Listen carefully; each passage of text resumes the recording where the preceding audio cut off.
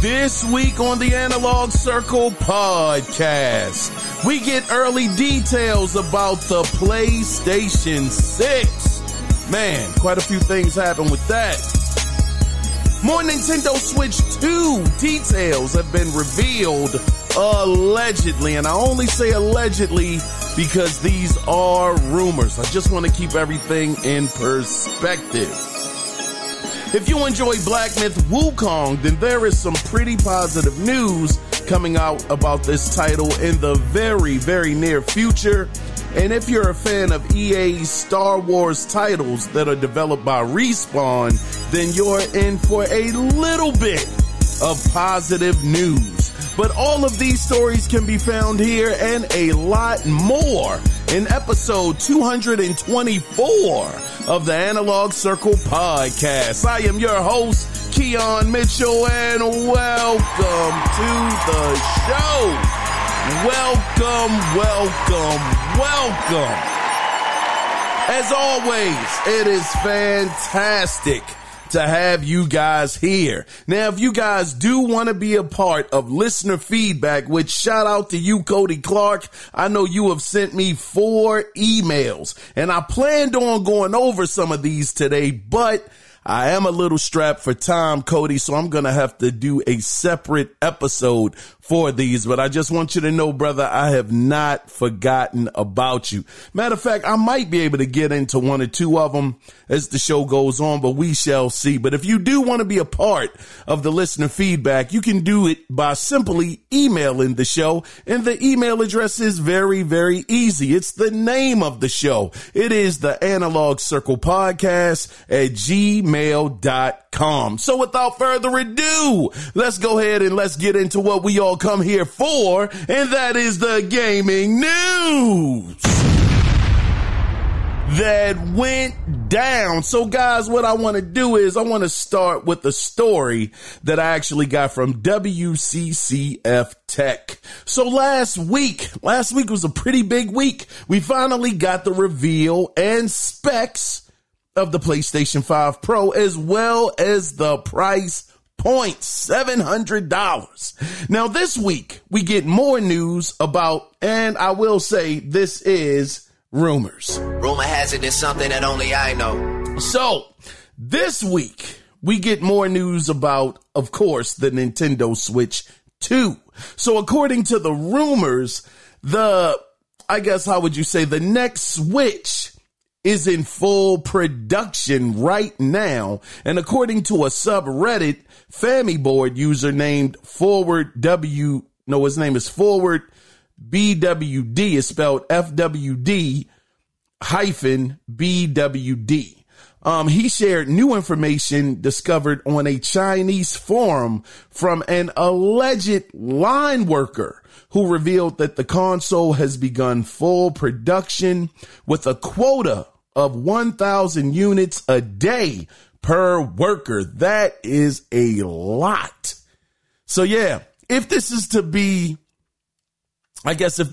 believed, then having 1,000 of them per worker be the quota, then this definitely does show that Nintendo is trying to do everything they can in their power to make sure that there is not a shortage, of these consoles, and they want as many people that want to get one to be able to get one as soon as possible. Now, it's also being reported that the console is slightly bigger than its counterpart, the Switch 1, saying the predecessor has a smaller bezel as well and will come with black and white Joy-Con controllers. And the system, now that's interesting just to think about that. It seems like if this is true, because I just want to emphasize these are rumors. Nintendo has not come out to say any of this or confirm any of this. But if it is true, then they are sticking with the Joy-Con controllers. That is a very, very interesting choice. And it makes me wonder, what kind of things will they possibly add to the Joy-Cons? Because we know that Nintendo, they always have a gimmick.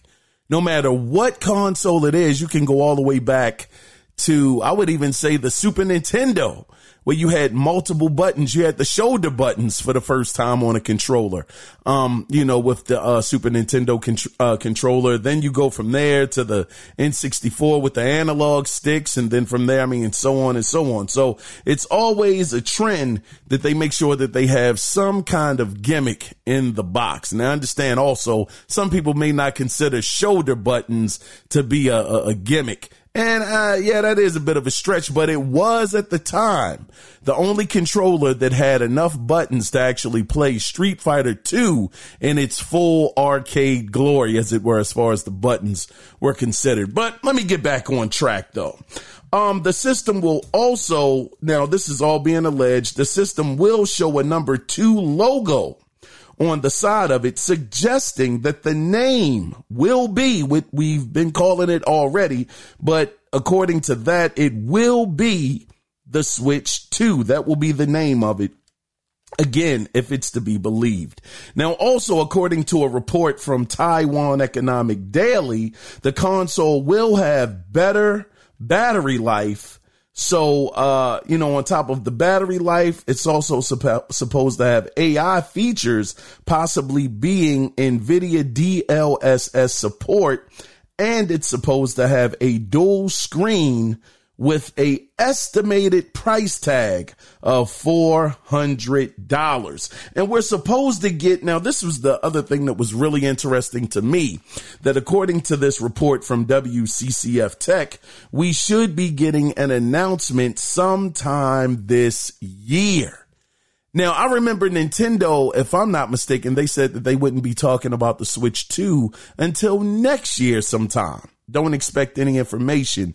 So this is this kind of goes against what Nintendo said, but who knows if this thing is already in production. Maybe it got to production early. Maybe the games that they wanted to release for this Switch 2 are coming along a little faster than they anticipated, because we did hear reports that was another reason why Nintendo had kind of pushed it out of the window of coming out this year, because they wanted to make sure that the console was going to release with some AAA bangers, as it were, to make sure that they would have, people would have a reason to actually pick up the Switch 2.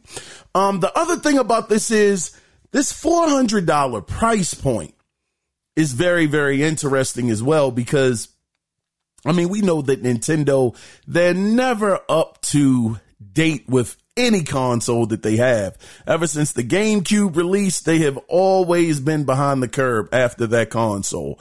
So at the $400 price point, I think it is almost a sure shot that this console is probably going to be punching around the weight of a PlayStation 4 or Xbox One, which I will say, with this console also being a handheld console, having those kind of graphics in handheld mode, good grief. That's a bit of a win. That is definitely it's probably going to look real good on that screen, being as small as it is, having those kind of graphics. So that is pretty dope to hear. This dual screen, I'm very interested to see how they implement that, and to see if it's real, over everything, first and foremost. If it is real, how are they going to implement that? And also, will they make this thing 3DS or DS compatible as well, with some of those games to be able to play on the console? So there's definitely quite a few things here that we can break down, but it's definitely interesting just to see that it continues. Some of these things continue to come up over and over again, which makes me believe that some of these things are true. Like the dual sense, God dog, but the dual screen, that's come up multiple times, as well as NVIDIA DLSS, that's come up as well. And, them actually, it was one more thing here. Them, wanting to make sure that there won't be a shortage of the console when it releases either. So those things are always interesting. If you start hearing something over and over again, you kind of feel like it might be true. But again, before we move on, always remember, take any of these rumors with a mustard seed of truth, and we shall see in the near future. Let's go ahead, guys, though, and let's move on into the next story, which I actually got from Push Square. So we've talked a bit about Nintendo's future, with this Nintendo Switch 2. Shockingly, we got a little bit of information for the future about Sony. So according to a Reuters article, Sony is already hard at work with development on the PlayStation 6. And I mean, that's not hard to believe. I mean, this is something that they do. But even though there isn't much to go off of for the PlayStation 6, we did find out that Intel lost the contract to manufacture chips for the next console to AMD because, quote, moving from AMD, which made the PlayStation 5 chip, to Intel would have risked backwards compatibility, which was a subject of discussion between Intel and Sony engineers and executives, the sources said. End of quote. And according to the report, Sony and Intel started talks with each other back in 2022. So basically 2 years ago. But ultimately, because Intel wanted to take a greater profit on each chip sold, and Sony wanted to, quote, ensure backwards compatibility, end of quote, it made more sense to go with AMD. So Intel lost, I think this deal was estimated to be around like $30 billion for this chip manufacturing deal. And because once again, this shows one of the features that we were all probably believed that it was going to be true. But, from this report, we officially know now that more so than anything, Sony didn't like the splits that Intel was trying to, come up with. They probably were trying to take more profit than what AMD was trying to take. They've been working with AMD for quite some time, Sony, that is.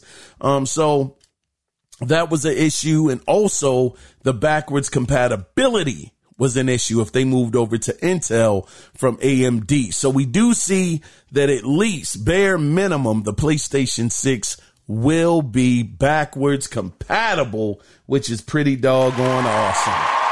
Pretty darn great.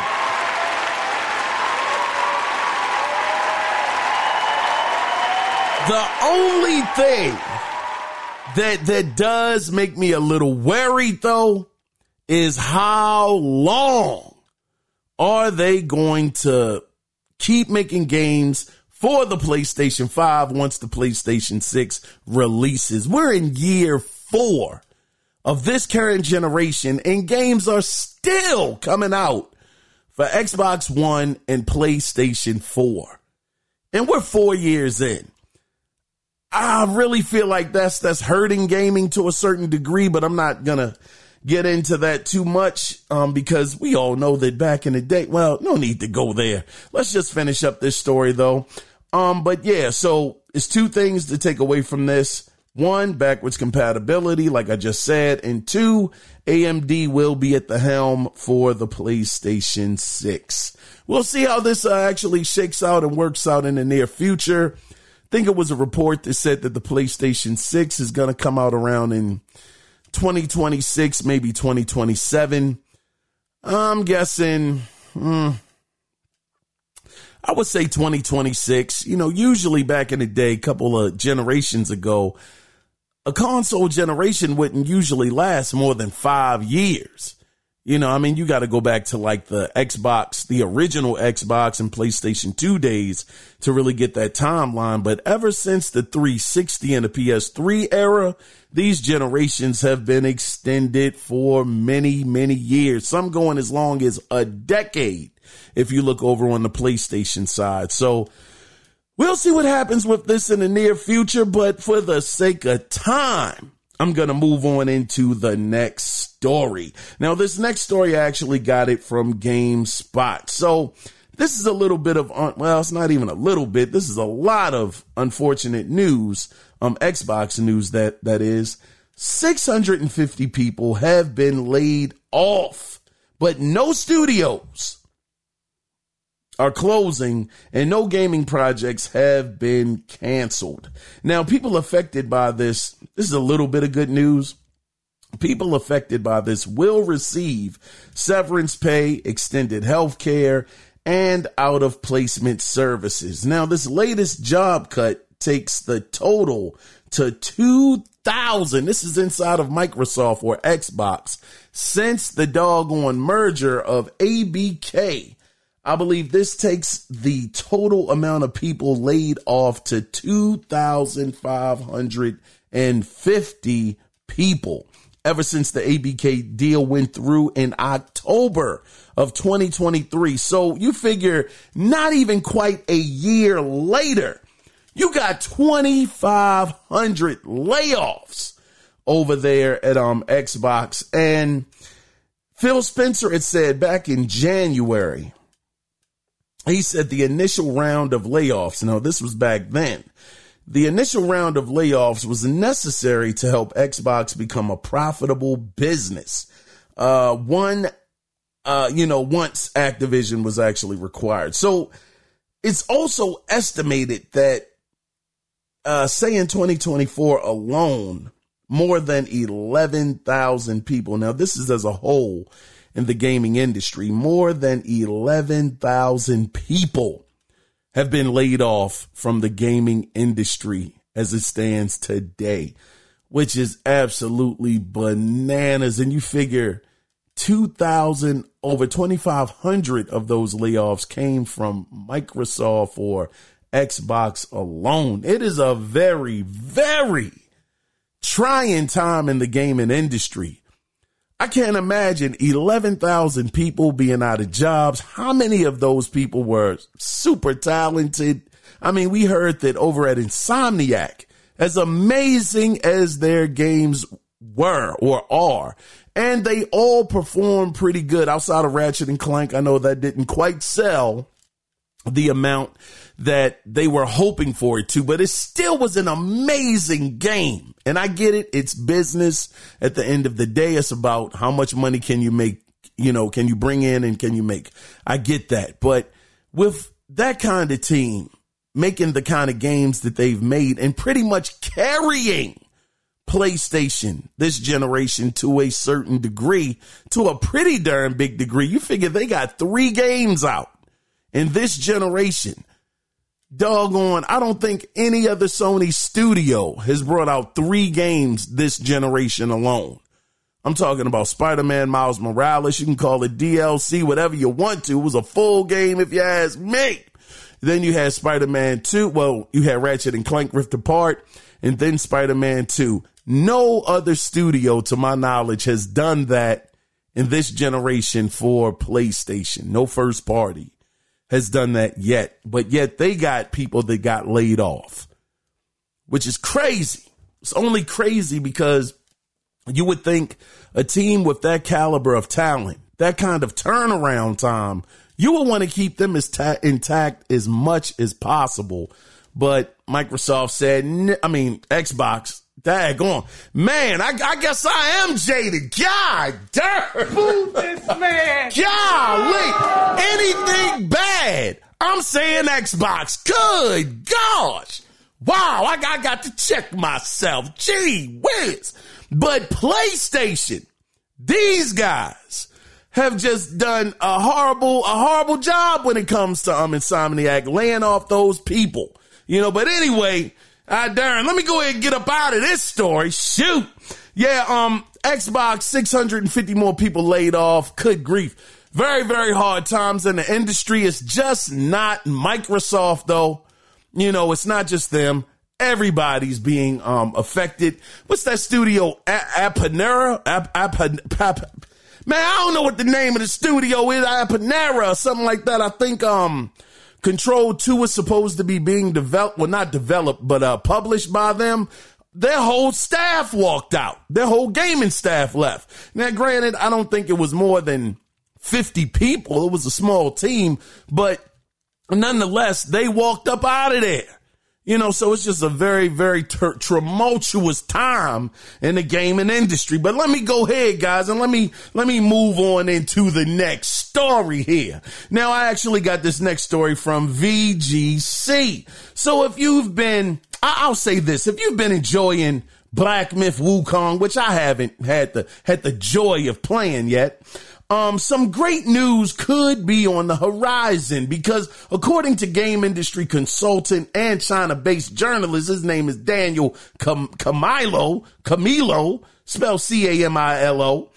He's saying that Wukong developer Game Science wants to release an expansion for the game to coincide with the Chinese New Year, which begins January 29th. Now, even though Game Science hasn't announced these plans officially, Game Science investor Hero Games told Bloomberg recently that an expansion is in development. I said development, but development, which would line up with what Daniel Camilo is hearing. So it looks like sometime next year, early next year, that Black Myth Wukong, they definitely could be getting some kind of DLC, some kind of expansion, something to celebrate the new Chinese New Year sometime next year, which is excellent. The only thing I hope is that Game Science will do their best to have the game running much better when it comes to PlayStation 5. And that should be one of those games that the PlayStation 5 Pro should have front, face, and center to show everybody how much better this game is running on the Pro versus the PlayStation 5, because this game is an Unreal Engine 5. It's pretty taxing on the, the CPU, if I'm not mistaken, maybe the GPU as well.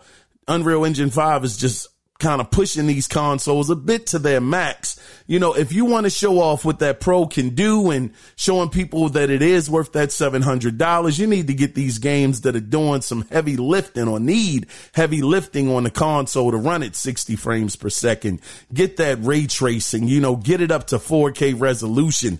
That's what PlayStation needs to do. Hopefully they're working on that. I think, shout out to AB. Shout out to my dog AB, man. Shout out to you, my brother. AB shared some news with me a little earlier today. Oh man. I don't want to misquote him, but he was talking about Final Fantasy VII, if I'm not mistaken. Final Fantasy VII, y'all know, what is it? The second one that came out, Rebirth. He was telling me that Rebirth is actually running so much better. Now, this is a report, of course. I'm not saying AB actually got hands on with it. No, that's not the case. But he was telling me that he had read a report that Final Fantasy VII Rebirth is running a whole lot better on the PlayStation 5 Pro versus the PlayStation 5. So it seems like they are trying to show a little bit of the power, as it were, off when it comes to that console. And I think they need to continue to do that as well, because you got to make sure that, look, $700 is not cheap.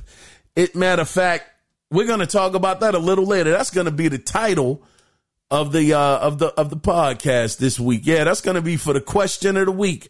But yeah, spending that kind of money, man, shucks. Listen, I'm not a rich man, brothers and sisters. I am not. $700 is a lot of doggone money. But for that much, you really got to show what this console is capable of. I mean, all of the bells and whistles and everything in between, so hopefully they'll continue to do that. Like I said, Black Myth Wukong, hopefully that's a game that they'll show off as well in the near future, and we'll be able to get some much, much better numbers and, just numbers all around the board, resolution, frames per second, the whole nine. So we'll see what happens with this though. But, Black Myth Wukong, again, if you were a fan, you got some possible DLC coming out in the very, very near future, because I want to make sure that I'm letting you guys know Game Science did not confirm this, but their investor, Hero Games, did say again to Bloomberg that an expansion is in development. Let's go ahead though, guys. Matter of fact, before we go ahead and move forward, Cody, let me see if I can pull up some of your emails here, my brother. See if I can get through some of those, because I truly, truly appreciate you writing in, good brother. I really, really do. Let me see. Okay. I actually got this email from you 4 days ago, Cody. So the title of this email is "This Close to a Paradigm Shift." Cody writes in and says, "I'm pricing gaming laptops because Xbox and Sony left me raw." God dog, they left you raw, Cody. What happened? He said, it's hard and petty to find one because most of YouTube is AI driven, bad juju, and it makes me frustrated. But every now and again, you find some kind of useful info. I just wish Sony and Xbox had the same transparency. Cody, I'm a little lost on this one, brother. What have I missed? What has happened? Let me see if I can piece it together with another one of your emails that you sent in, Cody. Paradigm shift. Okay, let me try to decipher this, Cody. Are you basically saying that you're walking away from console gaming, Cody, and you're just going to be on PC because you don't like the direction that Xbox and PlayStation have been going in as far as the console's power is concerned? Is that why they left you raw? Man, that sound wow. I ain't gonna lie, man. You got to break this raw down to be good, brother. Man, oh man. Listen, good brother. This is something that I've been seeing for quite some time, Cody. I'm talking about a good 2 to 3 weeks in a row. Even before the PlayStation 5 Pro was even announced, way before. I'm starting to see this trend that's going on online where people are trying to push console gamers to go to PC. I mean, these jokers got an agenda, Cody, out there, man. Why you still on console? You don't need to be on console. If you want power, go to PC, man. Bump you. I'm not going over to that daggone PC. I don't want to go. I want to be on console. I don't want to have to deal with drivers. I don't want to have to deal with updates. I don't want to have to deal with the doggone Steam store and all of that jazz. I understand. PC gaming is a lot easier. I get it. That is fine. But the last time I checked, in order to get something equivalent now, these jokers, these PC brothers and sisters, God dog, they are next level when it comes to some of this stuff. Because if you tell them, you can't get me a PC, you cannot put together a PC that can do the equivalent of what a PlayStation 5 Pro can do for $700, these jokers gonna start doing Houdini tricks and telling you, well, you can go on eBay, get a used joint here, get a case for $29.99 that's made of doggone cardboard. You ain't gonna hold nothing. You can get these other chipsets and a motherboard that's already been used. Are you crazy? You're just crazy. The person, I forgot who it was. I wish I could remember their name, but they are a PC gamer, and they said themselves that in order to get something equivalent to a PlayStation 5 Pro on PC, you're going to spend about $1,500 to get those results. And it may even run a little better than the PlayStation 5 Pro. But the point is, you're going to be spending double the money in order to get the same, maybe a bit better of results. I ain't doing that. And that trips me out a little bit, because you have these people, some people, not all. You can't group everybody in together, but you got some people out there, Cody, that are so focused on having people just want to give up the console and saying that it's not worth the money. It's not worth it. Get a PC. They're mad about you having to spend $700, but they're going to say, instead of spending the $700, buy a PC for double the price. Holy cow, are you crazy? Listen, Cody, bro, Brother, let me see if I can find one of your other emails. I don't know if that's what you're saying, Cody, as far as them leaving you raw, brother. Man, I really feel funny saying that. I'm gonna be honest with you, man. They feel a little kind of white. But Cody, you got to break that down for me, man. As far as, what you're talking about, because you were talking about you just wish Sony and Xbox had the same transparency. Yeah, you got to break that down to me, Cody. Got to, man. Let me move on. Let me see what other email you sent here to me. This was back on September 10th. Now the title of this email is, wow, pretty close to target. Okay, you said, you write in, Cody, and say, I'm impressed on your prior, for me?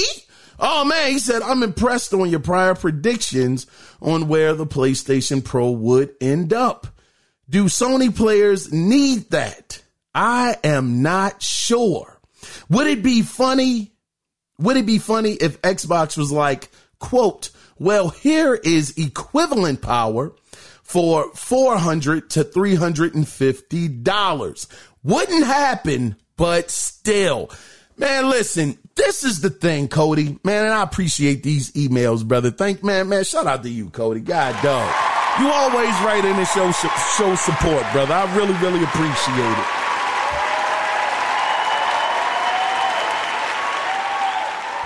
But what I will say, though, Cody, is Xbox, I was talking about this last week. What was it? Last Tuesday when I did the last episode about the PlayStation 5 Pro. At that point in time, I was saying that people were talking about this is a golden opportunity for Xbox to pretty much be able to dominate over PlayStation. And I said, man, pump your brakes. Hold on. I don't think that's going to happen, because you still have the base PlayStation 5 out there that's $500 for the people that don't want to spend the $700. So it wouldn't make sense.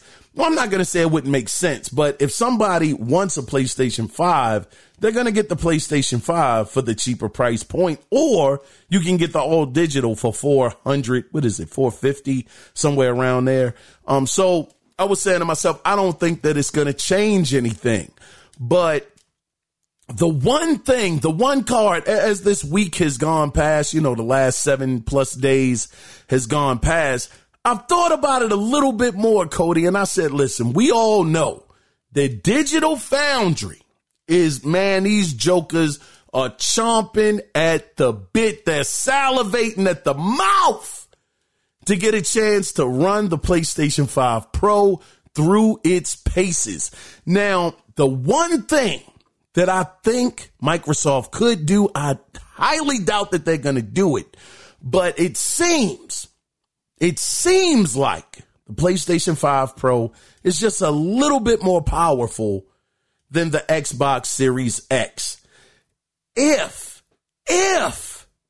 doggone Microsoft could some kind of way, and similar to what you were talking about, Cody, with the $400 to $350 console with equivalent power, you knowing that that's not going to happen, I'm kind of on the same wavelength when I say that this probably won't happen, but it could be a golden opportunity if Microsoft was to cut off the Xbox Series S and not keep the doggone restraints on the Series X, because it has to be parity between the S and the X.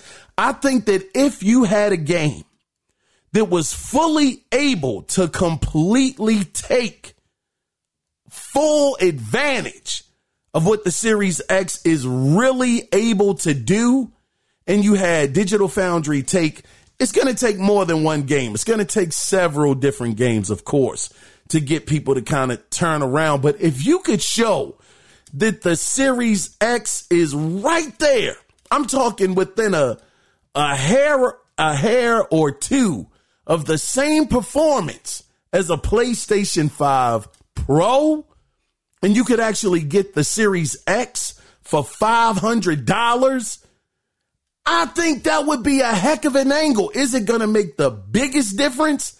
I don't think so. But if you can advertise that, I mean, we've heard Microsoft talking about world's most powerful console this whole generation, and it has not lived up to that tag. It has not lived up to that tag so far. But if you can make it a situation where you could show that you're like right there at the same level, maybe not quite there, but very close to the performance of a PlayStation 5 Pro for $200 less, Cody, possibly when the holidays come around, maybe knock off an extra $100 and get it for $400. Man, that could definitely do something. I don't know 100% what it would do, but I think it would give them more of a case to have people say, well, shucks, why would I get the Pro when the Series X is like right there, almost at the same performance, just slightly lower? I think they could definitely try to play that card, and that may give them a much better advantage. Not a full advantage, because, I mean, Xbox got to keep bringing out the games, and it's not doing them any favors that they're announcing they're putting the doggone games on the PlayStation. That's not giving them any kind of, that's not helping their case at all. But I digress, Cody. I digress, brother. Listen, I know you sent me a couple more, Cody. I will see if I can fit them in this episode as we move on, Cody. But again, I just want to thank you again for your emails, good brother. Thank you so much, man. Let me go ahead, though, guys, and let's get into the next story that I actually got from Gaming Bolt. So this was a few days ago. I was just talking about Digital Foundry. What a segue. And I did it, and I didn't even know it was going to happen. But a few days ago, Digital Foundry set the gaming streets. Man, these jokers always setting these things ablaze. Set the gaming streets on fire. You know, just a bit when they found out that based on their analysis, oh, man.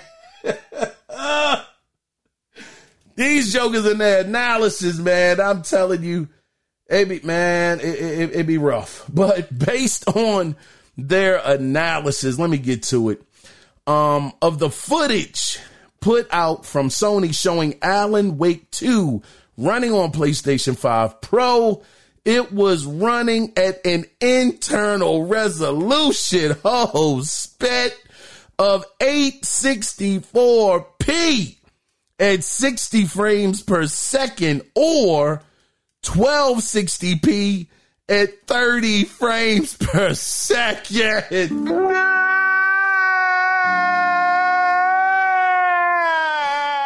Oh my gosh, 864p.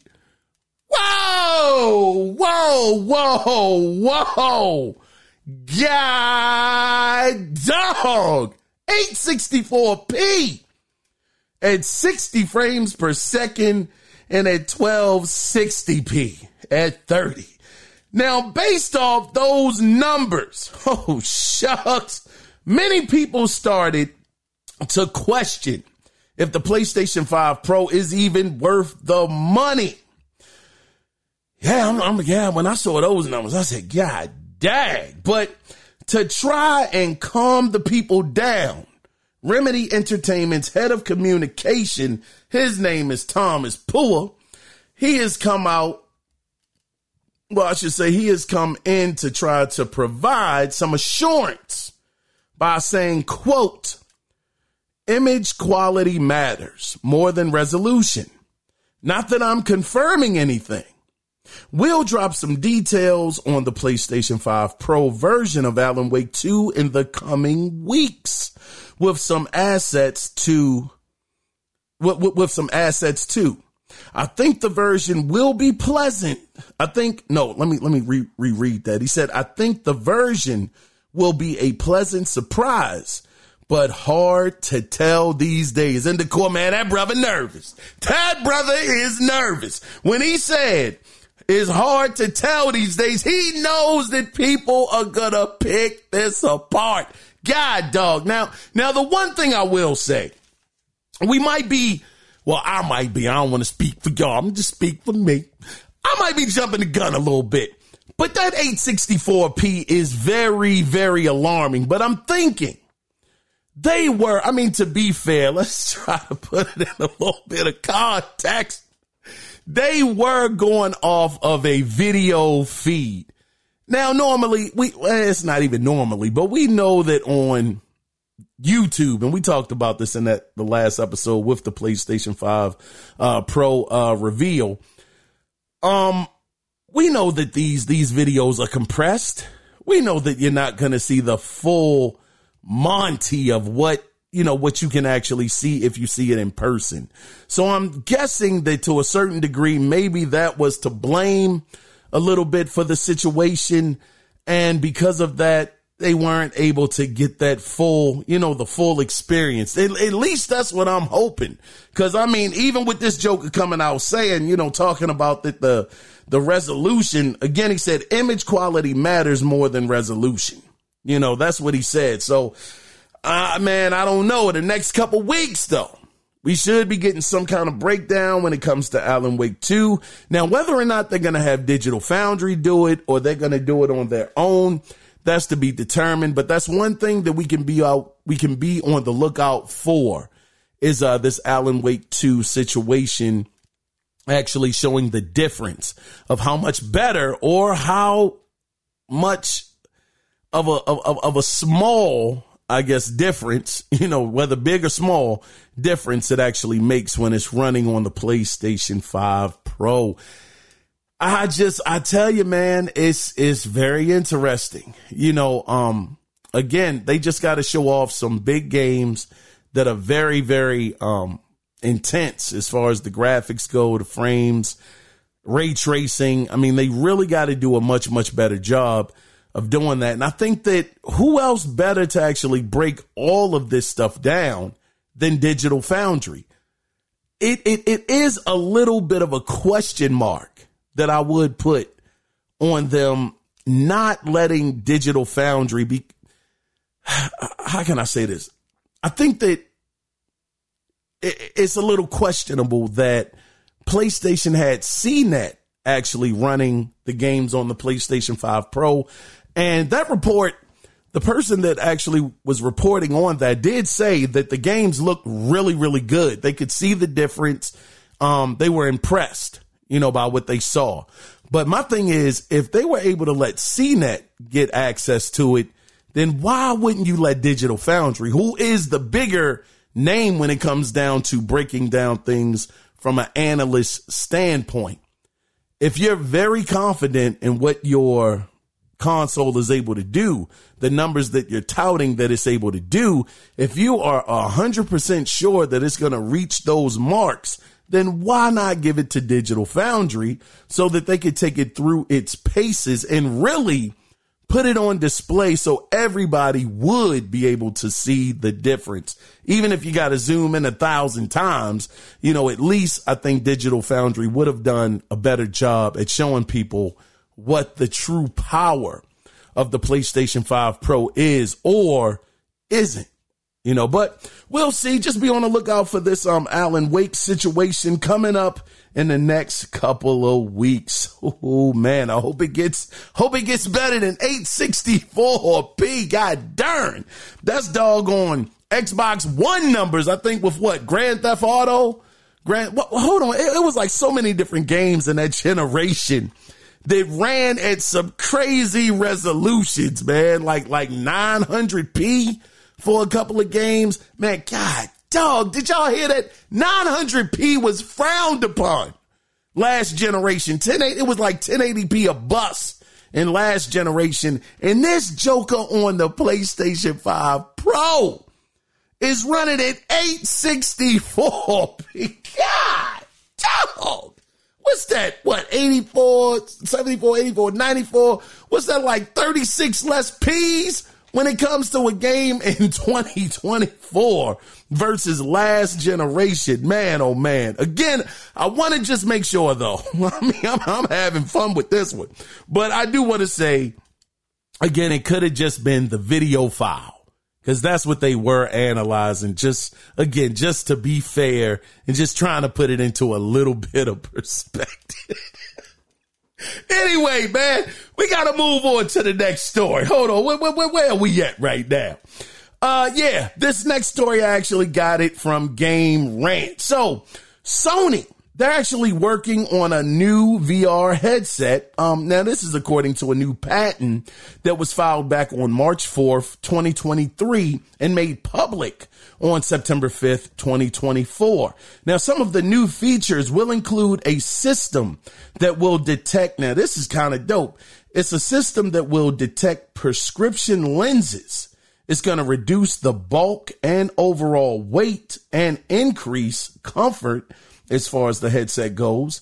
You'll also be able to insert prescription lenses into the sockets in the head mounted device and not have to wear your eyeglasses. Now, eye tracking would also be available on this version of the VR headset, just like the previous headset, the PSVR 2 model.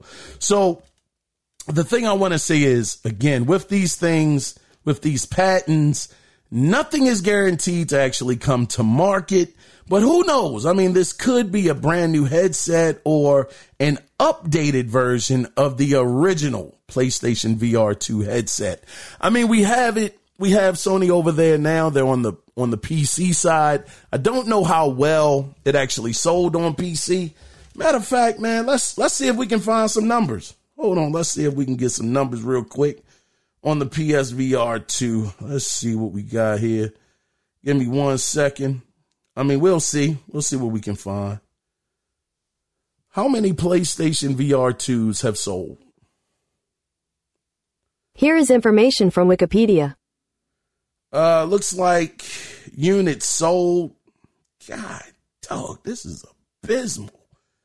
It's saying 600,000 units have been sold and 2 million have been shipped. Golly, they haven't even sold half of their shipment. Hold on, let me see if I can find something a little more up to date. Let's go to news on it.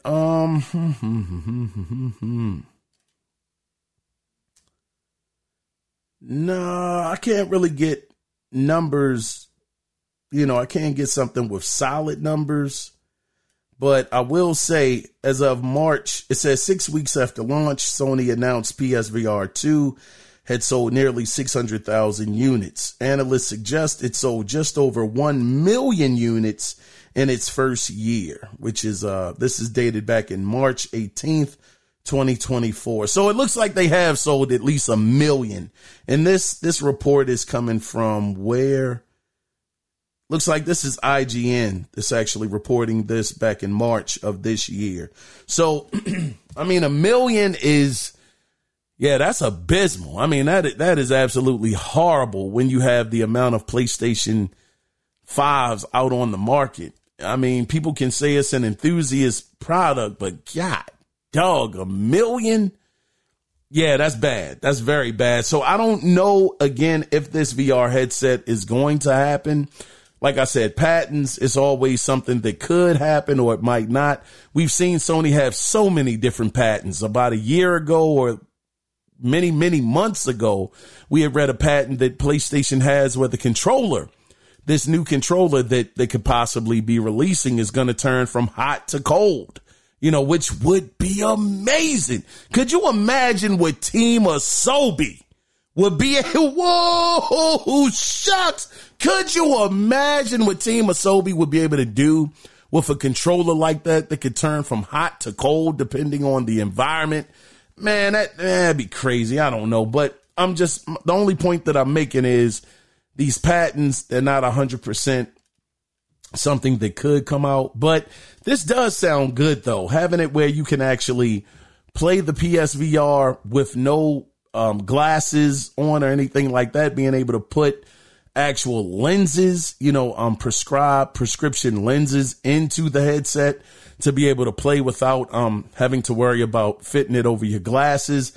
That's pretty doggone dope. Actually taking the weight of it down a lot more, streamlining it, you know, just making it much better.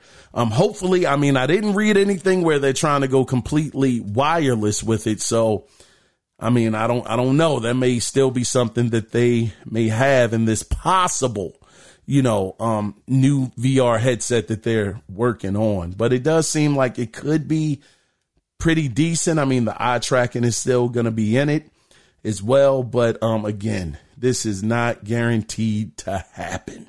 Let's go ahead, though, guys, and let's move into a quick story that I actually got from PlayStation Blog. Dead Rising Deluxe Remaster will release on September 19th for Xbox Series X and S, PlayStation 5, and PC. So if you guys were looking for that, Dead Rising will be coming out. Matter of fact, I think the reviews came out for that today, because if I'm not mistaken, what's that, tomorrow? Yeah, that joker comes out tomorrow or midnight tonight, possibly. Let me see. What's the Metacritic score for Dead Rising Deluxe Remaster? Man, let's see. We're going to go to Metacritic and see what they talking about. Man, that joker's sitting at an 83. Wow. Wow. It's at an 80 doggone 3. Darn, man. Shout out to Capcom. Shout out to them, man. They continue to do like one of the best jobs when it comes to actually making these remakes. I mean, good grief. Nobody, I'm not going to say anybody's, nobody's on that level, because who was it that PlayStation has right now? Their first party studio, and their claim to fame was remakes as well. They did Shadow of the Colossus. Was it Blue Point? I think it's Blue Point, if I'm not mistaken. Hold on. Golly, can't remember their name. I think it's Blue Point, though. Who developed Shadow of the Colossus remake? It is Blue Point. Yeah, Blue Point. Yeah, those guys. Blue Point Games. According to Wikipedia, Shadow of the Colossus is a 2018 action-adventure game developed by Blue Point Games and published by Sony Interactive Entertainment for the PlayStation 4. Yeah. So yeah, Blue Point, those guys are really dope at it as well. Those guys do an excellent job when it comes to the remakes too. And if I'm not mistaken, didn't they do Demon Souls as well on the PlayStation 5? One of the what was it?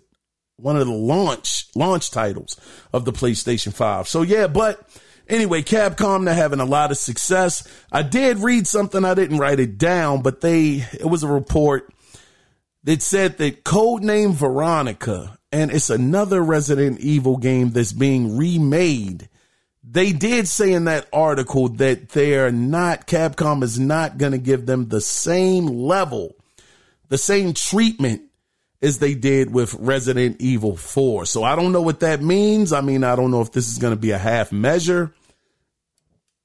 Excuse me. I don't know if this means that they're not going to put their best foot forward, and it's not gonna be the very, very best product that they could put out, but it seems like it's really just gonna be a half step. But I mean, one good thing is, and I've been hoping for the game to come out, Codename Veronica seems like that is one of the games they are remaking or remastering something. They're doing something to it. But guys, let's go ahead though, and let's move on into the next story that I actually got from VGC. So if you're a fan of Jedi Fallen Order and Jedi Survivor, which I have both of those games and have not booted them up thus far. But let's get back to the story. EA president Laura, I think her name is Meal, maybe it's spelled M-I-E-L-E, Mile. I don't know. My bad. I'm butchering names all day. Pardon me. But anyway, she revealed some great news at the company's Investor Relations Day on Tuesday, where she said, quote, "We have delivered some of the highest quality and best-selling Star Wars games of all time, with over $5 billion in net bookings." End of quote. God, dog, that's a lot of money. Man, could you imagine? Man, imagine that. Single-player games netting over $5 billion with no microtransactions, no online play, nothing being pretty much slammed down your throat to buy. 2 games have made over $5 billion. Man, shout out to that guy, dog. Shout out to that. Telling you, all you gotta do is do what the gamers ask you to do. Made $5 billion off of these 2 games. And we even still got Harry Potter out there that's still putting up numbers.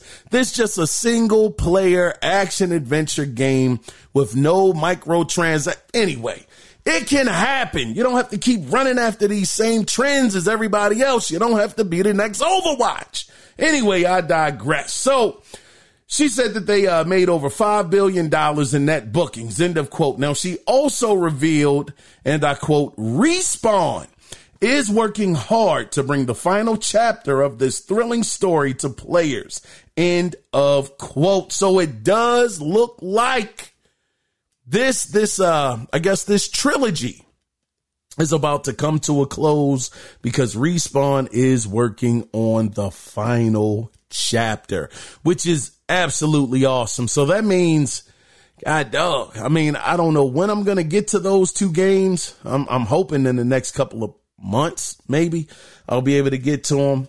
I've heard that the second one was really, really good. I heard the first one was good, but it has some map problems. The last game I played that I had map problems with was Control. I really enjoyed the game, but God dog, that map was confusing as heck and it made me quit. So I'm hoping that Star Wars won't take me through that too much, when I actually get around to playing it, and it'll be an enjoyable experience. But for people that love this franchise, love this series that Respawn Entertainment is working on, the third and final chapter is coming out. Of course, she didn't put a date on it, didn't put a year on it or anything like that, but it's just great news that it is being worked on. Now, this is one thing I do want to clear up, though. Laura is the president. She's not the president of EA. She's the president of EA Entertainment and Technology. That's what she's the president of. So I didn't want to put that false narrative out there. But she also revealed they'll be having a, quote, large scale community driven, end of quote, testing program for the new Battlefield game in early 2025. Now, I can say I've never been a Battlefield fan. I've heard some people say that Battlefield for quite some time has really been on Call of Duty's bumper when it comes to certain features and certain things that they do. Some people feel like they do it better than Call of Duty does.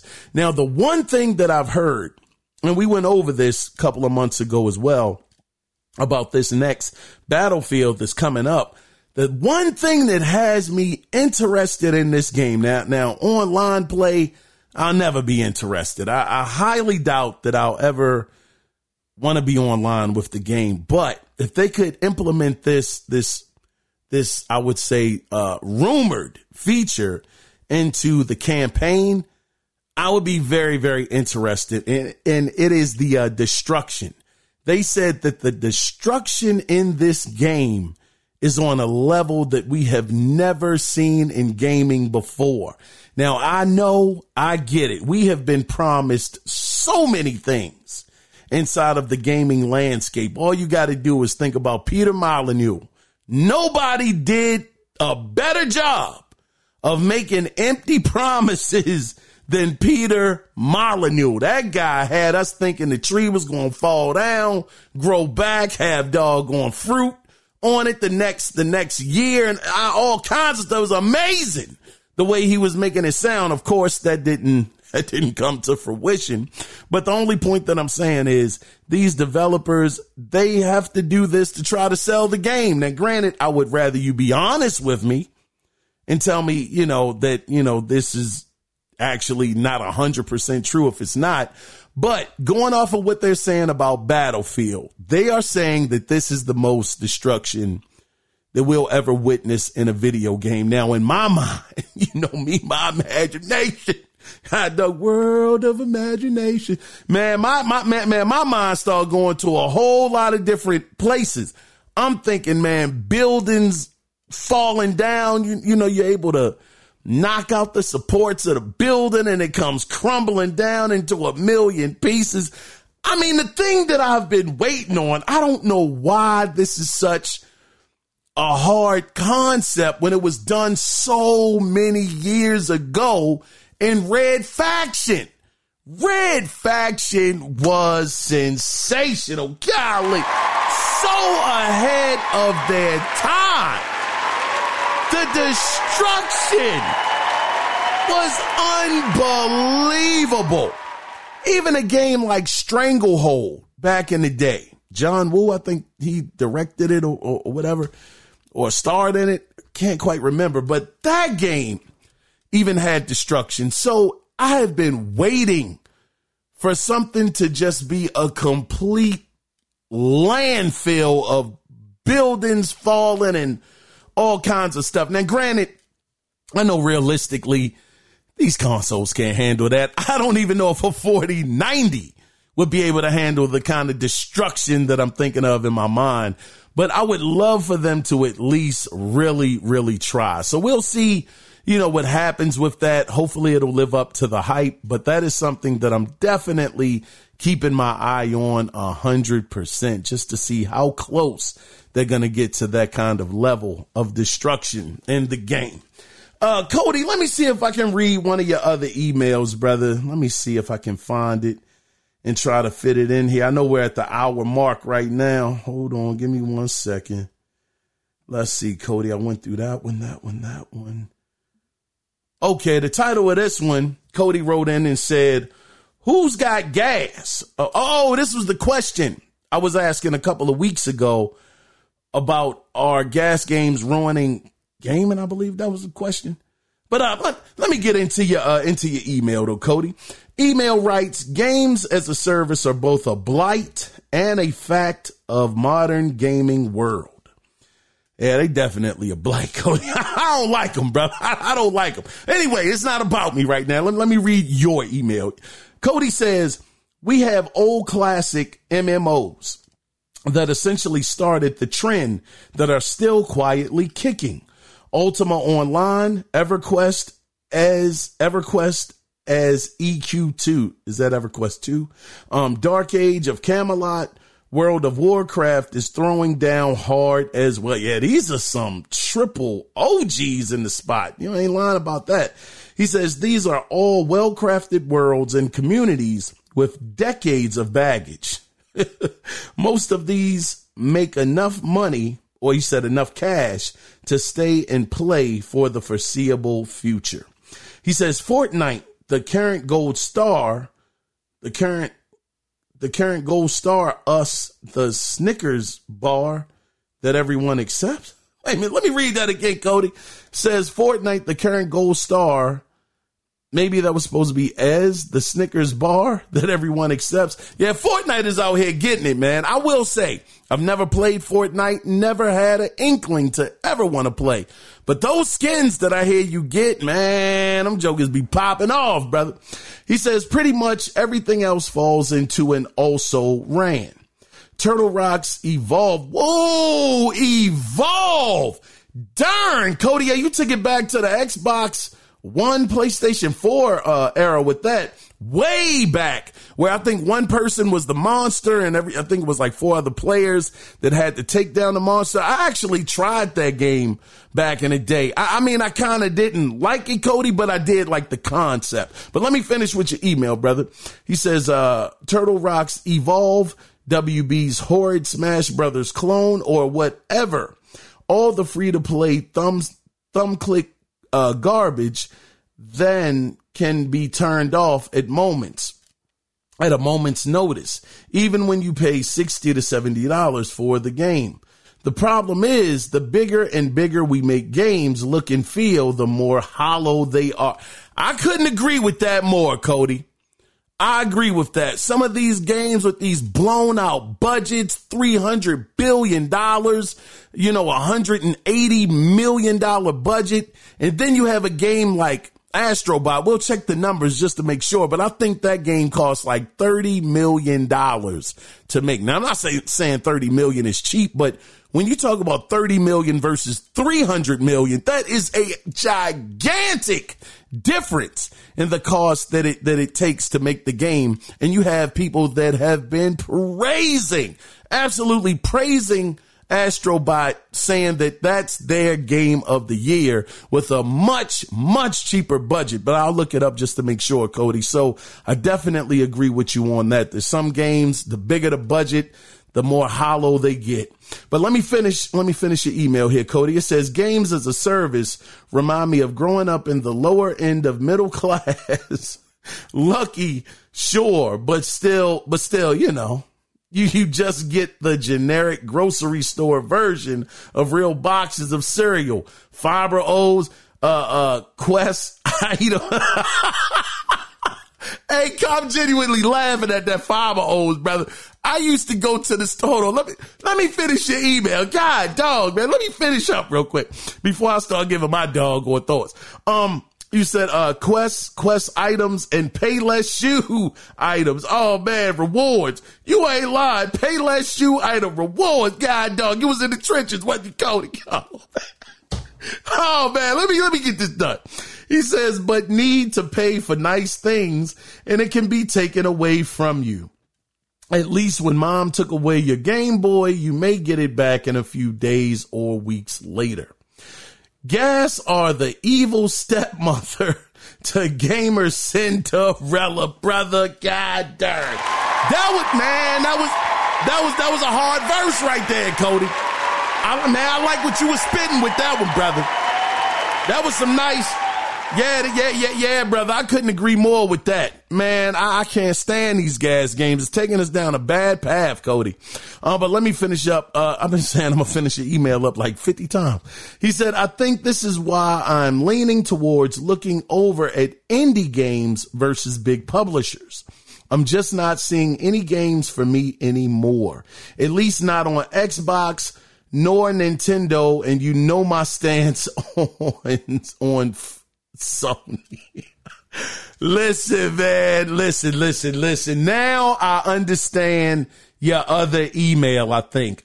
You were saying in the first email that I read that pretty much they're not making games for you. You're not impressed with what you've seen. I mean, I remember a couple of months ago, man, it's been more than a couple months, been maybe 2 years at this point.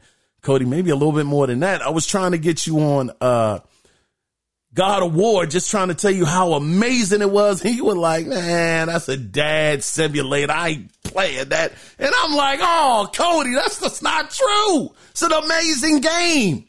But again, not everyone enjoys the same gaming experiences. So I get it, Cody. For you, you're thinking about going the indie route instead of, these big publishers and, your Ubisofts, your Rockstars, your EAs. I get it.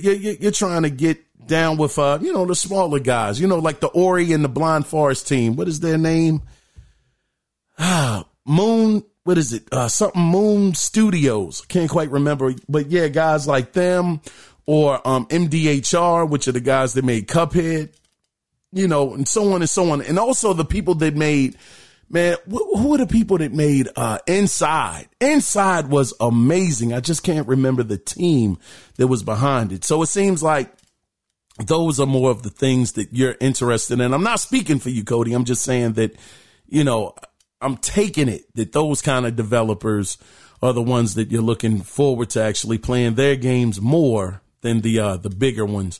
And I'll say, Cody, as far as, how I feel about the gas, I know I've said it before, but yeah, I think that it has absolutely ruined gaming. I mean, I was talking about it with the Star Wars games that this woman said that they made $5 billion off of those Star Wars games. The first two that came out from Respawn, $5 billion. And they were just straight campaign driven games. To my knowledge, not a ton of microtransactions or anything online, not trying to make something, have to continuously make money over and over again, reoccurring money every month or anything like that. You just make a dope game, man, and let it be. Stop trying to chase this magic dragon of, trying to be the next Grand Theft Auto Online or, Call of Duty.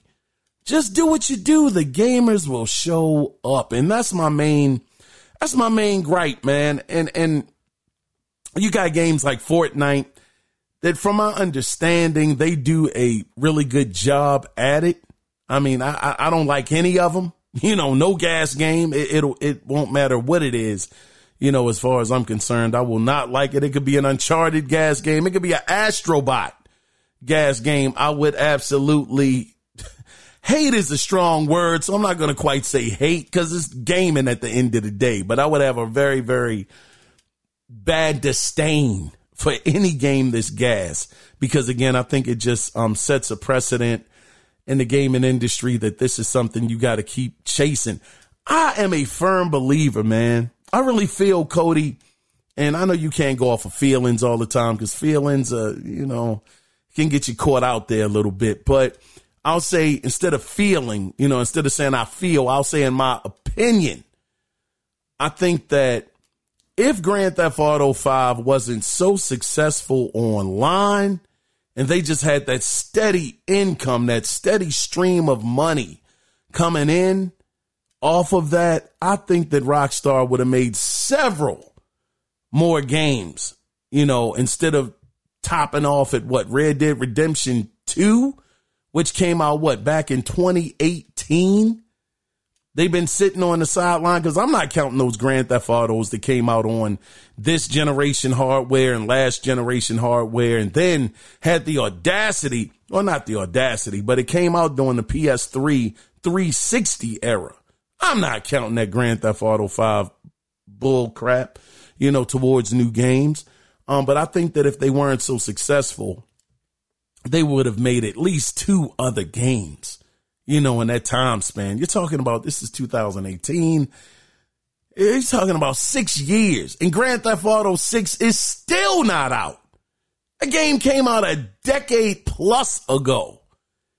And they're still working on that 6 years after Red Dead Redemption 2. So that's why I just think it's bad for gaming because it can really have these companies just sitting around doing nothing for people like me that enjoy the single player games, But anyway, I digress. But Cody, I think that's going to be all I can read this episode, brother, because that one that you sent me that's called Undertale, Undertreated. Man, brother, I feel like I butchered that. But, man, this is a soliloquy. I can't read that one, Cody. I'm going to have to get back to you next week on that one. But thank you again, Cody, for writing in. And, always showing support, brother. But, we're almost finished though, guys. I got 1 or 2 more stories here. So this is also, this one was very interesting. We got to talk about some doggone numbers. Show me the money. And these numbers right here, brother. I actually got this story from Gaming Bolt. So, according to sales data provided by analyst firm Eldora Intelligence, is spelled Aldora, Eldora Intelligence, was shown in a video recently uploaded by Wall Street Journal, which estimates that combined shipments for Xbox Series X and S to be at 28.3 million units as of June of this year, June 30th of this year, and PlayStation 5 to have sold or to be at 61.7 million units worldwide as of the same date, so June 30th. Now, last June, it was revealed that the series console sold over 21 million units. So essentially, in a year's time, the Xbox Series X and S combined sold about 7 million units in 1 year.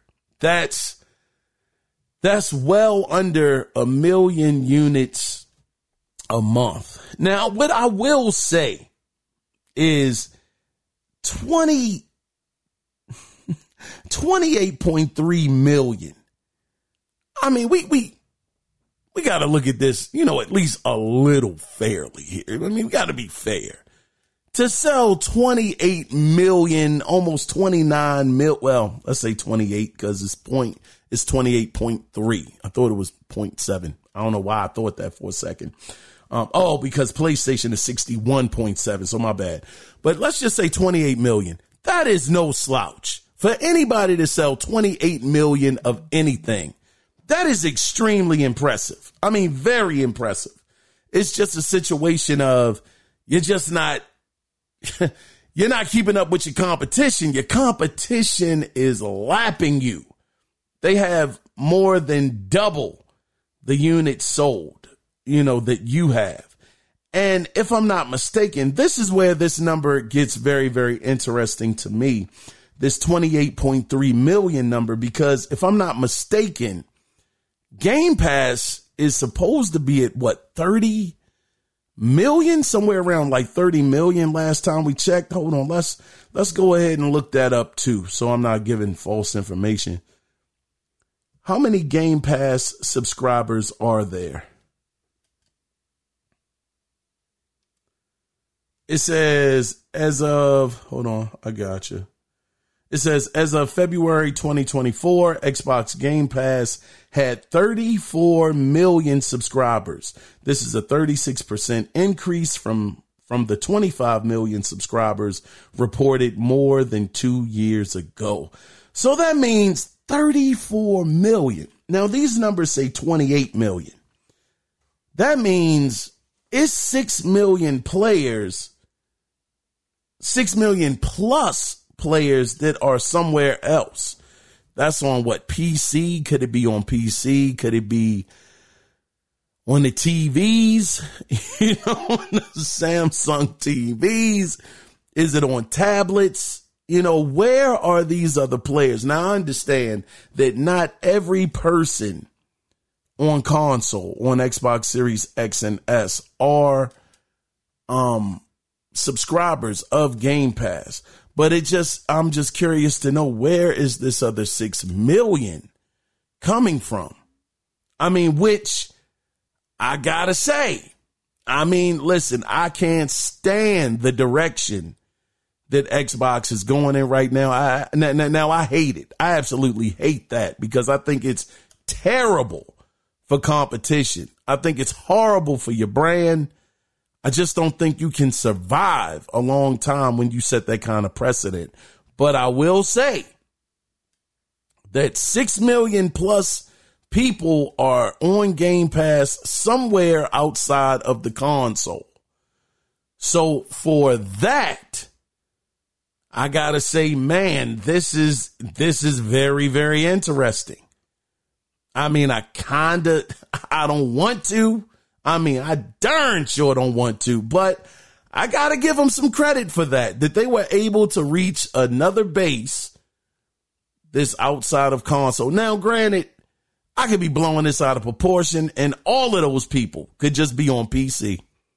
Everybody could be on PC. Ain't nobody signed up for it on Samsung TVs. Don't nobody have it on no tablets. Ain't nobody playing it on a cell phone. I know I darn sure wouldn't, but I'm just trying to look at it in a positive light. This situation with Sony just running the table on them this generation, I think it has been earned. I know that many people are, for some reason, mad about gaming and saying gaming is in a horrible place. They hate it. They can't stand it. PlayStation hasn't made any great games this generation. And I'm like, I just don't understand. I just don't get it. I'm looking at the games that I've played on the PlayStation 5. It was exclusive at the time. It's not, but Kena Bridge of Spirits, Spider-Man Miles Morales, Spider-Man 2, God of War Ragnarok. I've played Horizon Forbidden West. I have felt like I've been eating extremely extremely well. Ratchet and Clank Rift Apart. It's like I can name so many games and others that I want to play. Stellar Blade, Final Fantasy 7 Rebirth, the new Astrobot. I'm like, man, I just don't get it. I don't get why people are so hard on Sony. Now, granted, people are definitely hard on Xbox. But they kind of did that, though. They kind of did that to themselves to a certain degree. And I'm not up here trying to take up for Sony. I don't give a doggone. I mean, I don't have a personal stake in Sony. Well, no, I darn sure do. I bought the doggone console, so yeah. I want them to continue to keep feeding me. Keep feeding me them doggone great games. Because I doggone invested $550+ into your ecosystem. Yes. Yeah, I do have a stake in PlayStation, and everybody that buys a console from any of these manufacturers has a stake in that doggone console. I don't understand why people act like they don't have a stake, in the console success. Saying, it doesn't really matter. It doesn't matter to me. You crazy. It matters to me. I want my money's worth. So, I mean, for me, I've been darn happy, when it comes to the PlayStation. And that's why I say that I think that the numbers of them having 61.7 million units sold is justified, because they've been out there. They've been working. I mean, they kind of quiet right now, but they've been working, man. So, hopefully, Xbox, I would love for it to get better for them. I really would, because I really want this competition. I do. And what makes me even more interested in this dynamic of the 3-man race, Xbox, PlayStation, and Nintendo is probably going to come in kind of hot next year. With that Switch 2 being possibly the equivalent of an Xbox One or a PlayStation 4. Whew. Man, I don't know. I don't know how that's going to look, because this generation, Nintendo has eaten, man, they've been eating good as far as their sales numbers go. I don't know if they beat the PlayStation 2's record yet, but they are darn close. Matter of fact, I feel like I'm getting long-winded, so I'm about to wrap this up, but I do want to check something. How many units? No, I'm not going to say that. How close is the Nintendo Switch to catching the PlayStation 2? Let's see. It says, as of August 2024, the Nintendo Switch is closing in on the PlayStation 2's record as the best-selling video game console of all time. It says it says the Switch has sold over 143 million consoles worldwide. The PlayStation 2 has sold over 155 million units. So they are darn close. We're talking about 12 million away from actually catching them. We'll see what happens with this. But that Switch 2 coming out next year, man, that's just going to make this 3-man race that much more interesting. But let's go ahead, guys, and let's move on into the next story. We got 2 more to go, and then we're going to get up out of here. But in more quick news, the ESRB has leaked, and I actually got this story from PC Gamer, but they have leaked that the once rumored Horizon Zero Dawn remastered or remake is real. So definitely be on the lookout for that, because, matter of fact, speaking of that, Jeff Grubb, if I'm not mistaken, yes, Jeff Grubb, he came out and he said, I think it was earlier today, as a matter of fact, that a state of play is supposed to be happening on the 24th. Now again, Jeff Grubb, he's one of the few. He's one of the few that I'm willing to, kind of ride with him, because he's been like darn near spot on so many different things. And if he's saying that it's going to happen around the 24th, I would say it might happen, around the 23rd or the 25th. It's going to be somewhere in between, somewhere close by. But according to him, a new state of play is supposed to be happening. This is where they're going to show off this Horizon Zero Dawn that nobody asked for. This is a complete head scratcher to me. I don't know why they even doing this. Horizon Zero Dawn, the original game, was beautiful. And I believe, if I'm not mistaken, they actually did some extra features for it on the PlayStation 5. Maybe not extra features, but, extra features. Had it running at 60 frames or something like that. Better resolution, some kind of things they threw in. So I just don't understand why this is happening. But according to Jeff Grubb, this is going to be shown off, as well as a smaller game that's supposed to be a remake as well of a known game or a known franchise, something like that.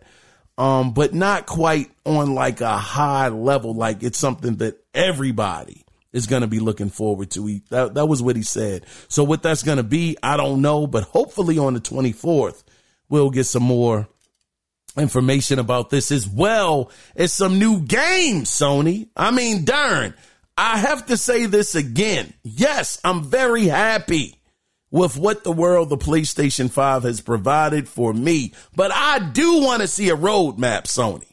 I do need you to get out there, show us what all of your other studios are working on, because this is getting ridiculous to a certain degree. I mean, it's getting real. This is the complete, man, I can't even say the word, complacency. Is that how you say it? I don't know. This is what happens when you're at the top of the heap and you really don't have competition. You feel like you ain't got to move. You feel like you don't have to compete because you're winning and you're getting stagnant. Now, I understand they're working on stuff. I understand that. I'm not trying to blow the situation out of proportion, but I do believe that if they had more competition, if Nintendo, good grief. Let me get it together. If Microsoft was out there giving them the business and putting that work in, and they weren't down by more than half, with half of the doggone console race already done, then I think that they would be out there being way more aggressive, showing us way more things, that are coming out in the future. And I understand that. Anyway, I'm getting long-winded. This is why we don't need Sony out here by themselves. This is why we need somebody to check them. Yes, they've done excellent. The games have been coming out. Man, they have been doing a marvelous job for my gaming taste. They've done excellent. But you keep being at the top of the heap for too long, you will get complacent and you won't be releasing games as much as you used to, because it's like, what's the need? Why do we need to do it? Where else are they going to go? Where else are they going to go to get these kind of gaming experiences? What, Nintendo? Yeah, right. So I'm saying they gotta, they need competition. Anyway, let me move on, man, to the final story of the week. So I actually got this from GameSpot. So in October, and this will be interesting, man, Nintendo, man, these jokers are crooks though. But in October, Nintendo will be selling 2 Nintendo Switch bundles, which include the OLED model that comes with 12 months of Switch Online and a digital copy. I can't stand that trend, man, giving you digital copies of games in the box. I want the physical copy, god dog it. But they're going to give you the digital copy of a doggone Mario Kart 8 Deluxe. Man, that's some bull crap. Why don't you add a Zelda into this mother lover? God darn. Joker want $350 for this. Now the thing is, though, you can get the standard model, and this is where these guys are criminals, absolutely criminals. You can get the bundle, the standard model for $300. It comes with Mario Kart 8. Of course, it's a digital copy, And the thing that I wasn't too sure about with this bundle is I'm not sure if it comes with the 12 months of online. I'm not 100% sure about that. But fact of the matter is you still selling. I understand you throwing in a couple of joints in here, a couple of extras. But that daggone Switch price has not come down in 7 years. This thing has been 7 years in the making. Since what, 2017, 18, 19, 21, 2, 3, 4. 7 daggone years and not one darn price drop. This is why, man, listen, man, I know they say that the manufacturing cost has gone up on the PlayStation 5 and the Series X, but this is the thing, man. Nintendo ain't set no good precedent either. They probably looked over there at Nintendo and was like, dang, man, these jokers don't never drop their price. Maybe we need to stop dropping ours and just leave it where it's at for the whole generation. Nintendo, I can't stand you mother lovers for this, man. And I have a doggone Switch. But 7 years later, with the technology inside of the doggone Switch, man, this is the most bogus thing I have ever heard. $300 and $350 for an OLED model. I say don't go out there and support this crap because this is bogus. This is absolute. Anyway, shoot, man, I think I got something else I do need to say to y'all. Man, God, dog. October, anyway. Oh, man, Nintendo, you mother love. Anyway, this is just real quick, though. I do want to say Starfield Shattered Space Expansion will release on September 30th. Golly. Anyway, that is the end of the gaming news and listener feedback, which leads us into the final section of the podcast, which I want to go over this very, very quickly because we went pretty long today. But the question of the week, I know you saw it already, but let's go over it officially. So, will buying the PlayStation 5 Pro set a bad precedent? Listen, this thing is $700. Whew. $700. I would have to say, with anything, with any price increase, I don't care how good it is. I understand you got to pay. This is the thing. Let me try to put it in perspective. I understand you have to pay for quality. I get that 100%. I'm even a little shaky on that, though, now because completely different subject, but it has to do with quality. Did y'all know that, if you've ever been to the Louis Vuitton store, you walk in there, they got a guard in there. He's, big bouncer looking dude. They got all of these bags around. I mean, it's a beautiful display inside of there. It's a very nice store. But when you look at those price tags, oh shucks, brothers. Listen, you want to talk about going in the doggone sticker shock for real. You're looking at a bag that costs $5,000. And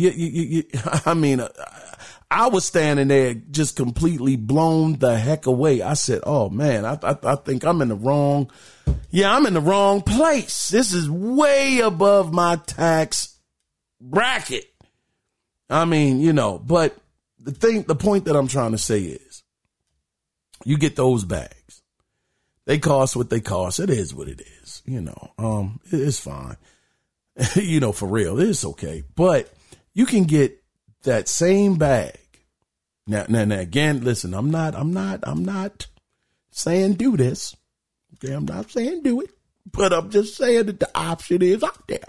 If you choose to, you can get that same bag. Oh shucks, on Canal Street.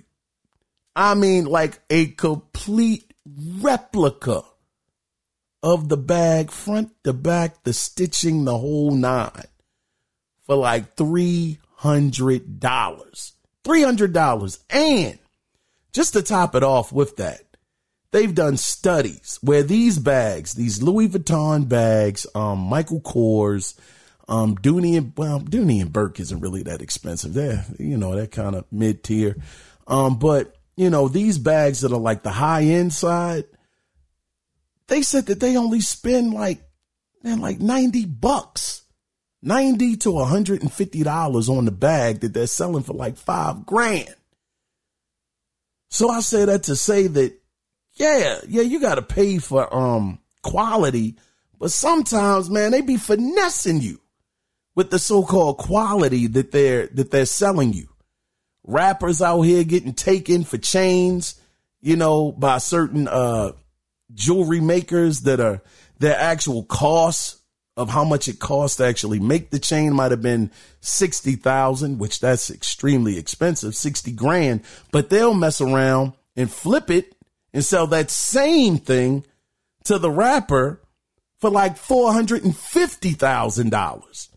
$450,000 for something that they didn't even pay $100,000 for. So I'm saying all of this to say that, yes, the quality is there, but the markups are crazy with some of this stuff where you actually are not getting the quality that you're paying for in the long run. Yeah, we all understand it. People got to eat. But darn, it's a difference between eating and actually having a smorgasbord in front of your face, when you're trying to get your money. So to me, saying all of that, yeah, I think it does set a bad precedent. I think that this happened, again, because Sony saw that people were willing to spend up to $1,000 on a PlayStation 5 when they weren't in stock in the store. They followed that trend and said, you know what, shoot, man. I mean, I've beat this dead horse a million times at this point, but I'm just saying it because they saw what happened. They saw the trend and they said, why not us? Why can't we do that? We'll give them just a little bit more and we'll charge them $700. Nah, the prices of the consoles aren't dropping. No, if anything, they continue to keep going up. And, we're not going to give them the disk drive.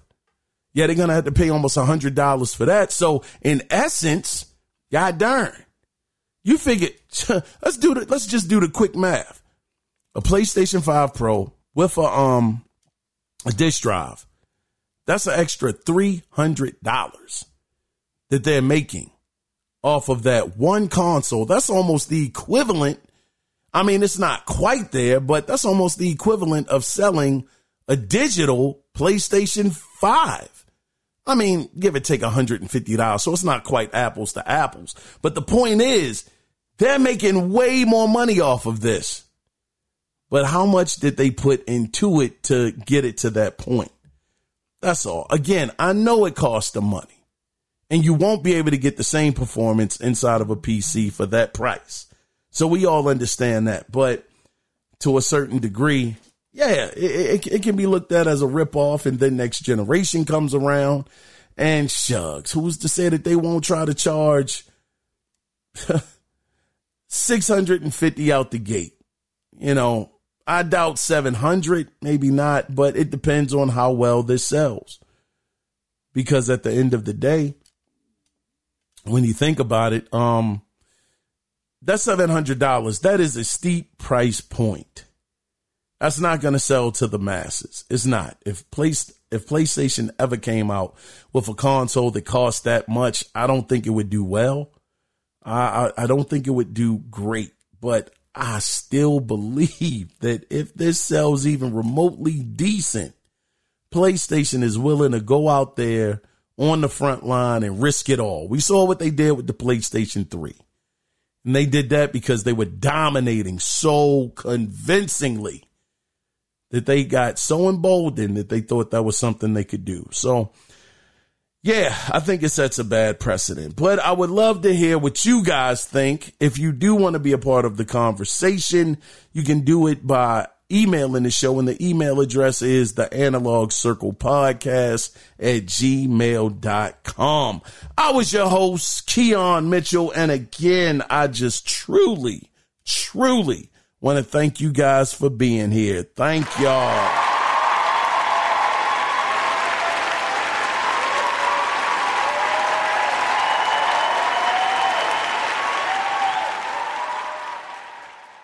So pardon me, we ran a little long today, my bad, apologies. But, we'll probably be at it again. It's going to probably be on Wednesday. Wednesday seems to really work for me. Sunday hasn't really, been too good, as far as recording the podcast. Plus it's football season. Man, my Ravens getting tore out they ain't getting tore out the frame, but we losing. Well, 0-2 for the first time since 2015. But I digress, man. Also, it's one other thing that I do want to clear up that I said about, was it Warhammer 40,000? I think I told y'all a couple of weeks ago that was running in the Unreal Engine 5 engine. I don't think that is the case. Hold on. What? Oh, shoot. How can I say this? Darn. I don't want to take up too much of your time. Okay. What engine is Warhammer 40,002 running in?